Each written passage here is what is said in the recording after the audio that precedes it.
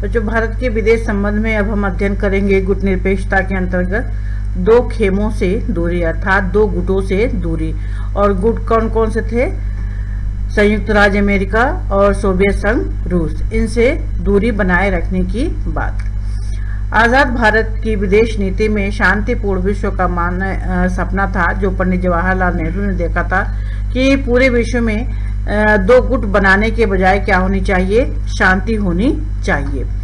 इसके लिए भारत ने गुट निरपेक्षता की नीति का पालन किया और भारत ने इसके लिए शीत युद्ध के उपजे तनाव को कम करने की कोशिश भी की। तो शीत युद्ध का दौर जो है 1945 में अर्थात द्वितीय विश्व युद्ध के बाद ही प्रारंभ हो चुका था और उसी समय शीत युद्ध के दौर के समय में ही संयुक्त राष्ट्र संघ की स्थापना हुई थी। तो संयुक्त राष्ट्र संघ जो है जगह जगह पर क्या कर रहा था? अपनी शांति सेना भेज रहा था कि ताकि दोनों गुटों के बीच में जो है अमन चैन शांति बनी रहे। शीत युद्ध के दौरान भारत किसी गुट में शामिल नहीं हुआ और भारत अमेरिका सोवियत संघ की अगुवाई वाले सैन्य गठबंधनों से उसने अपने आप को दूर रखा या दूरी बनाए रखा। शीत युद्ध का दौर जो है दूसरी बुक में आप अध्ययन करेंगी समकालीन विश्व राजनीति के अंतर्गत। शीत युद्ध के समय अमेरिका ने एक संगठन बनाया था, उसका नाम क्या था? उत्तर अटलांटिक संधि संगठन, नाटो। ठीक है, ये उसने नाम रखा था। तो इसकी स्थापना अमेरिका ने 1949 में की थी और उसी को देख करके सोवियत संघ रूस ने भी अपना एक संगठन बनाया, उसका नाम उसने वार्सा पैक्ट या वार्सा संधि रखा। ये इसने 1955 में बनाया था, 1955 में। भारत ने गुट निरपेक्षता की नीति को आदर्श माना और संतुलन साधने की यह कठिन कोशिश भी की। संतुलन साधने की किससे?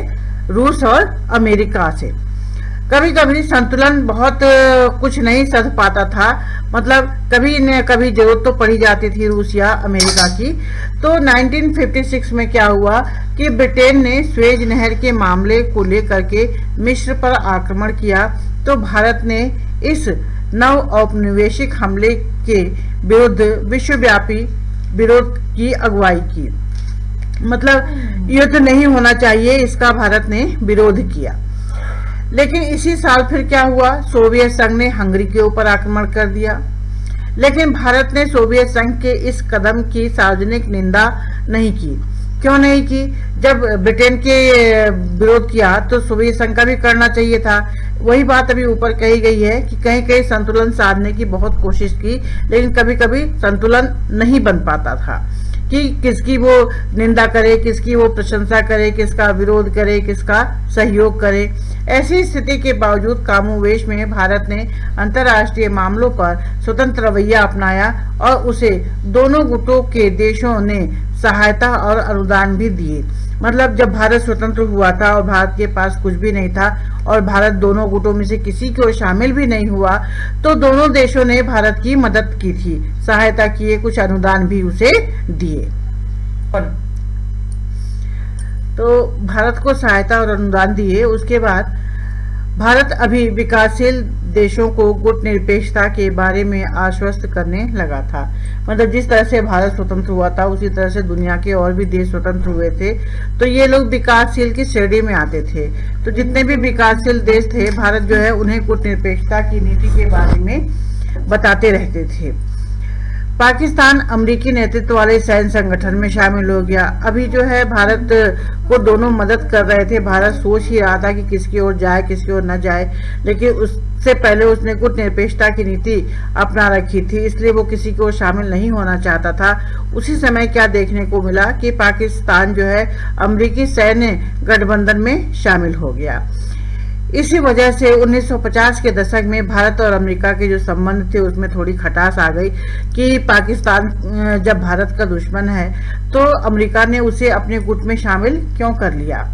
अमेरिका सोवियत संघ से भारत की बढ़ती हुई दोस्ती को लेकर के नाराज हो गया।